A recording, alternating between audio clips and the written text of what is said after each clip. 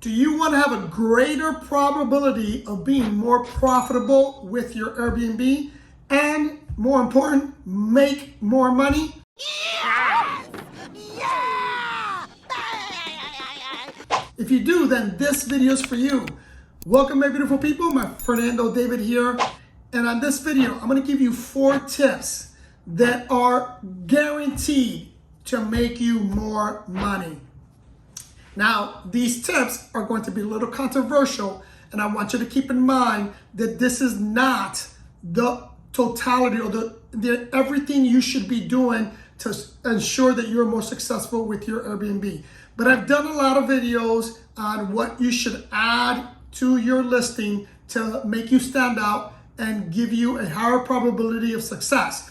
But these tips that I'm going to give you are a little different, and they're going to be, again, like I mentioned, a little bit controversial because there's a lot of people on the internet that will say not to do this. But I'm here to tell you, based on experience, I've been doing this a long time. I manage a lot of properties. I own a lot of properties. I've experimented with these 4 tips, and I can tell you that when we implemented these 4 tips, we definitely saw an increase in revenue. So let me begin with the very first one. The first one is when you create your listing, one of the questions that Airbnb is going to ask you is, do you want to give your guests a discount? Now, there's going to be several discounts that you can add, but the one I'm referring to for this first tip is a discount to your very first 3 bookings. Here's why I say this is a must. Number 1 is because Airbnb wants you to do it. They're offering this to you. They're even telling you that they're going to promote your listing if you provide this 20% discount for your first 3 guests. Now, the controversial part about that is that there's a lot of people on the internet that'll tell you not to do that because you're probably going to lose revenue, because especially if you get a smart shopper, meaning an experienced Airbnb traveler, they're going to seek you out and they're going to book your property during peak season. Here's the issue with that, or here's what I believe about that. Who cares?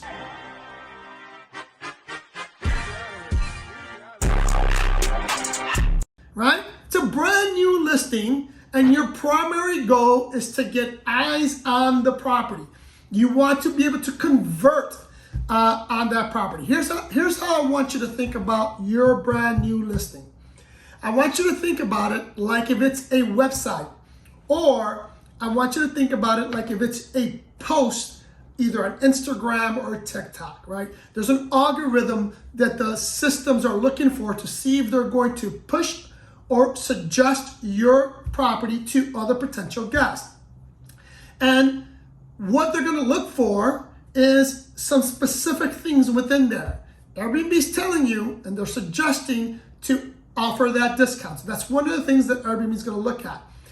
And in addition to that, when you provide that and you have a potential guest that goes onto internet, they're going to see that 20% discount. They're going to click on it. And if you do all the other things that I recommend in other videos and they actually book it, that's considered a conversion, and your conversion rate matters. So that's why it's important that you add that discount in there, because in the very beginning, Airbnb wants to know how well you perform as a listing. So along that same lines, I'm going to discuss other discounts within it, but the next tip number 2 is going to be this. Everybody knows that reviews are extremely important, especially, again, your first 3 reviews.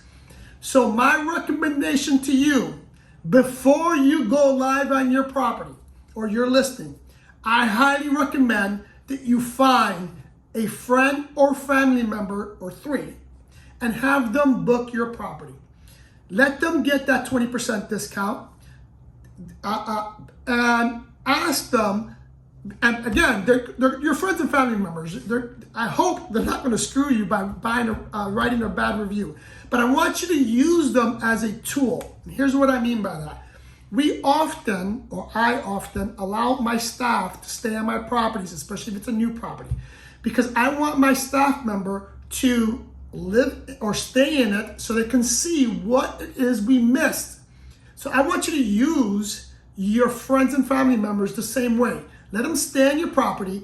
Let's see if you missed something, especially if it's something important, and let them give you feedback on how it feels to be on that property. For example, let them tell you, how's the bed? Let them tell you how the towels are. Let them tell you how the little stuff around the properties that are difficult to use. That way you can set up within your guidebook on how to use those difficult items that you may not be aware of because you're familiar with the property, but an unfamiliar person may not be able to navigate, for example, the remote control, the lighting, etc. When you allow a friend or family member to stay on your property, you're going to get that feedback without getting negative feedback on the reviews. So that is, my friend, is a very important step that you should do. It's a very good tip that you should have, because that way you'll get your 3 bookings right away, and then you'll get positive feedback from someone you know and trust. Tip number 3 is going to be to establish a 1-day minimum. What? Yes, I know. I told you some of these tips are going to be controversial. No, God, please, no, no! Here's why I recommend you do a 1-day minimum. Number 1, like I've already mentioned, Airbnb wants you to have a one-day minimum. They want you to show up to be as broad as possible so that you can show up in as many searches as you possibly can. Now, here's some tips to navigate some of the negatives about having a 1-day minimum. Number 1, I would personally make sure that your cleaning fee is not low or cheap enough that it makes it really attractable to stay one night. You want to, if you're going to go through the hassle of getting a guest to spend one night on your property, make it worth it, right? Make sure that 1 night stay, the fee itself is higher than normal, and that your cleaning fee is not so cheap that it's irrelevant. Make it relevant. Now, to combat and for you to show up on more searches, here's what I want you to do in terms of other discounts. I need you to add a discount for example, a weekly discount and a monthly discount. Make sure you add that. Again, Airbnb is going to give you the option or the opportunity to give a flat rate for a longer stay, a 28 stay or longer. Go ahead and take advantage of that. Provide that flat rate so that they can promote you for longer stays. But within the 28 days, add a weekly discount as well. Entice people to book for longer stays. So the minimum 1-day minimum stay is important because it's going to allow you to show up on more searches. I've already mentioned, or I slipped up and I told you what tip number 4 is going to be, and that's instant booking. I don't understand people that don't have instant booking turned on. There really is no difference between someone that's going to book instantly, meaning in terms of the quality of the guest. Because there's a big difference if you don't have it on. But if you have it on, I know a lot of people will tell you don't do that or a lot of people want to vet the guest, but you still can do that after the fact. You don't have to vet the guest before they book. You actually want them to book. When they book, again, if they look at your property and they book it immediately, that's called a conversion. The higher your conversion rate, the more you're going to show up on searches. Keep that in mind. That conversion rate of yours needs to be high in order for you to show up on more searches. So, but I understand that there's a fear in terms of vetting the actual guest. But don't worry about that, because you can do that after the fact.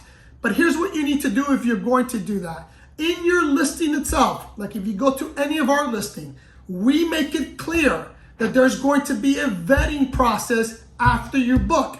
And we use a third-party company to do that. That is clear as day within our listing. So it gives you the opportunity to vet the person and the person doesn't pass your qualifications, then you can go ahead and cancel without a penalty for you or your listing. Now, I'm going to give you a bonus tip here. Woo! Yeah, baby! That's what I've been waiting for. That's what it's all about. Woo! The bonus tip is to make sure that you are pet friendly. Once again, I don't understand people that get into this industry and you want to limit the amount of potential customers. That blows my mind. I want as many customers, as broad of customers as I possibly can, because I'm in the business of making money. What I call them? Fun coupons. See that? And if you're in the business of making money, you can't limit your pool of potential guests. I've mentioned 1,000 times before in other videos how important it is to have a pet-friendly property. There's also opportunities to make more money by charging a pet fee. But in this video, these are the things you need to have when you first list your property. Hope this information was useful. If it was, do me a big favor, hit that like button, hit the notification bell, subscribe if you haven't subscribed. And I know there's a lot of you that watch my content and you don't subscribe, but please do me a favor and do so. And more importantly, follow me on Instagram. I love you guys, and I'll see you in the next one.